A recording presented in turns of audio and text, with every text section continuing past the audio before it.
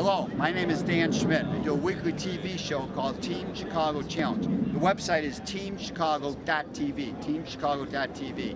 We're in Oshkosh, and what a great event. The largest camping event, the largest aviation event. Great people, great ideas, and I get the opportunity to talk to some of these people. So over the next 8 or 10 minutes, we're going to show some of the WarBirds and some of the other great things that are happening right here in Oshkosh, Wisconsin with the EAA AirVenture. And my political website is walkwithdan.com, walkwithdan.com. Don't forget teamchicago.tv. As we see this wing of F-84 Thunderjets go flashing by, there's also a F-86 Sabre flying up there also. We're going to talk to Ed Lindsay as he tells us about the special P-51 built by Cavalier in Florida. This airframe has wingtips. It has some beef-ups in the wing spar itself. It has an extra rear wing spar that's doubled up in strength for carrying external loads.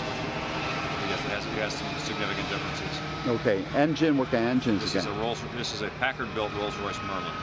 Okay. The American nomenclature, it's a V1650. Horsepower? 1,490 horsepower.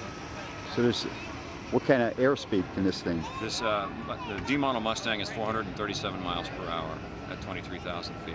So does this make it one of the fastest propeller-driven? One of the fastest, faster piston-driven, propeller-driven aircraft in World War II, yes.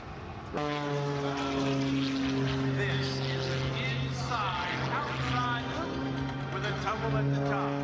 The first half is inside, or what we call positive C's.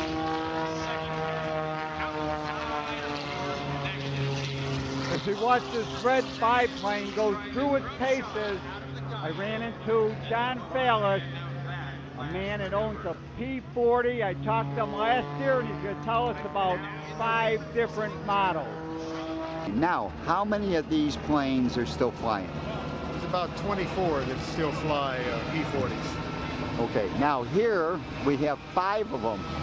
So that's 1/4 of all the P-40s are right here in Oshkosh. So yeah, tell me a little bit about these other airplanes. Okay, the 5 that are here, this one behind us here belongs to the Confederate Air Force.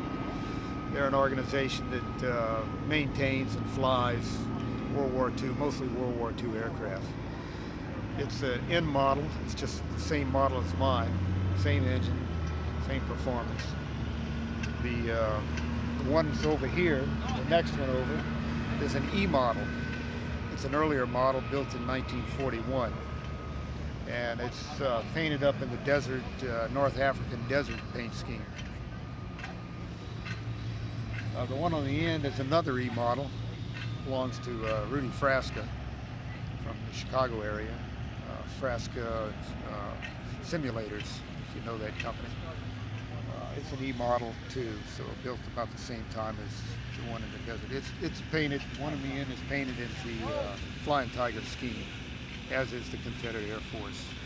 But you're fortunate here, we have an original Warhawk, was it, that was built and is the plane that the Flying Tigers really did use.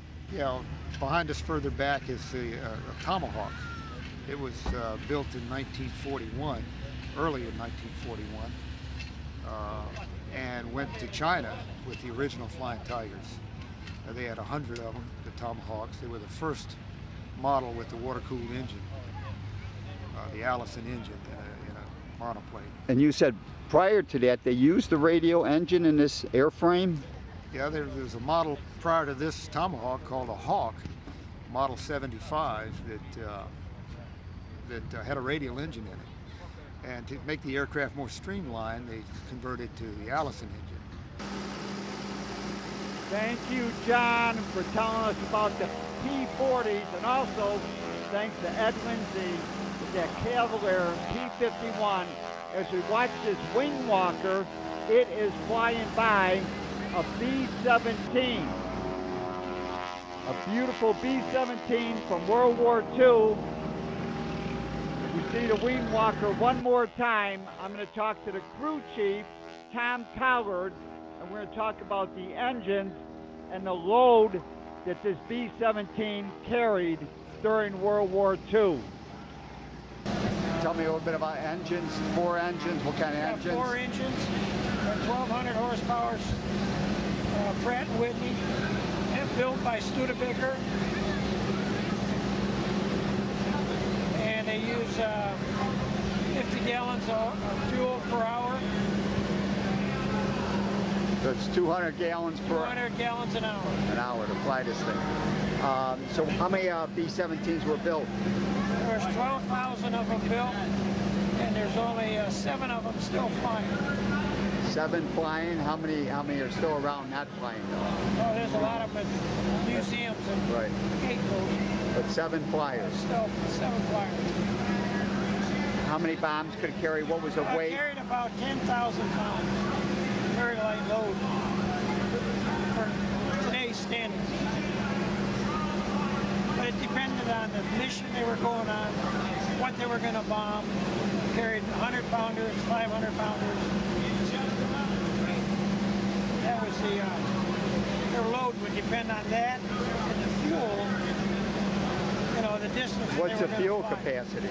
Well, some of them were up for 12 hours, but sometimes they would circle over England for 3 or 4 hours, forming up in formations of 100 or 500 airplanes to go on the mission. So they would fly that many just to get ready, to get everybody up in the air, right? To get the formation together, right? From different air bases. Different air bases around England. Yes. Form up to fly over to make the bomb run. Thank you, Tom Collard. And one of the planes that would escort these bombers over Germany was the P-51A. This is one of the planes that the Tuskegee Airmen flew. The forerunner to this plane is the A-36 dive bomber. Rob Collins is going to tell us about his very rare A-36 dive bomber. We'll see you again next time. David LaPresti, nice job. Ladies and gentlemen. What's the relation of this here to P-51? The A-36 actually came out before the A model. So the North American company was asked by the Army Air Corps to build P-40s. And they said, no, we can build something better. And they came up with a prototype which became the Mustang 1 for the British. The British were using them, and again, they were trying to get the Army Air Corps to buy this as a fighter plane. They kept saying, no, we have the P-40, we have a fighter plane. But eventually they convinced them that they should have a dive bomber. So they made this, the A-36. They made 500 of them. And they were used, 2 squadrons used them in North Africa into Italy, and then 1 squadron in Burma. What it really allowed North American to do was to keep the production line open long enough for the Army Air Corps to realize this was a great fighter as well, and eventually turn into the Merlin-powered B, C, and D model that became the hero of World War II. Thank you, Rob. What a beautiful aircraft you have preserved. As we see this helicopter doing some stunts, helicopter flying upside down. Well, that blade is a big wing, and now we're going to talk to Jane Deckard, and she's going to tell us about her CBM Adventure, the airplane that President George Bush flew during World War II.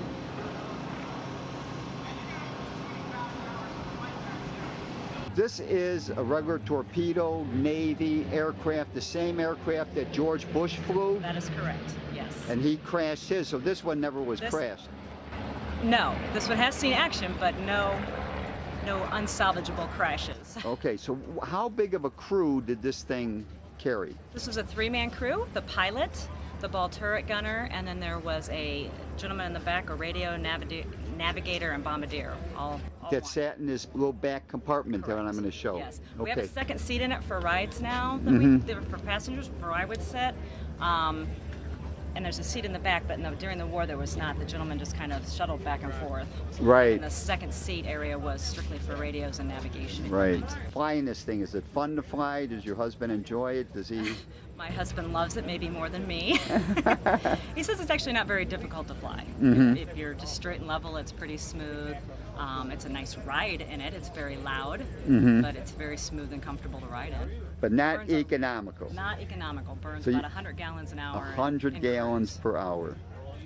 Well, this is great. I'm so happy that you came. And any website or anything that we should know about? We have a website, www.tbmavenger.com, and we have tons and tons of photos that people have given us that we have on the website, history about the plane, history about several pilots and crew members that we have met. We have a little store on there, and also our calendar of events. Wherever we're going, we put on there, so you can travel and follow us wherever we go. Thank you, Jane. What a great aircraft. And now we're going to look at a short film from Maverick, the flying car.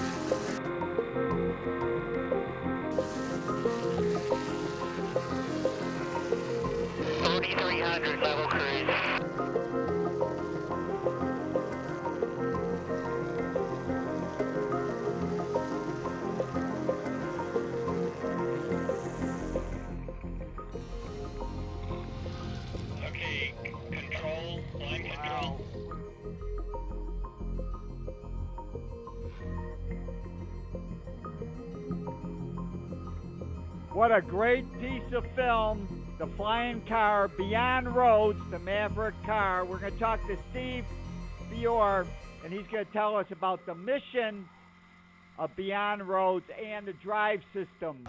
The founder of our ministry, we're actually a nonprofit missions ministry that offers different kinds of medical care and dental care and tools and technology for indigenous people. This is designed specifically for the mission field to drive to the end of the road, like in the jungle, and then fly where you need to fly into. So we're designed. So the inspiration behind this is to reach out to people. The inspiration is humanitarian and missions ministry. Yes, it is. Right. Okay. Engine. What kind of engine do we have here? It's a Subaru. It's a 2.5 liter, 190 horse Subaru. And it drives the wheels and drives the propeller. Yes. And how is that accomplished? It's a dual drive system driven on the ground through a CVT, continuously variable transmission, and a transaxle. And then when we want to fly, we shift this collar. That's the collar there. Just push these pins in on either side and it slides back. Oh, it's that simple. Yep, it slides back, disengages the ground drive, engages the propeller.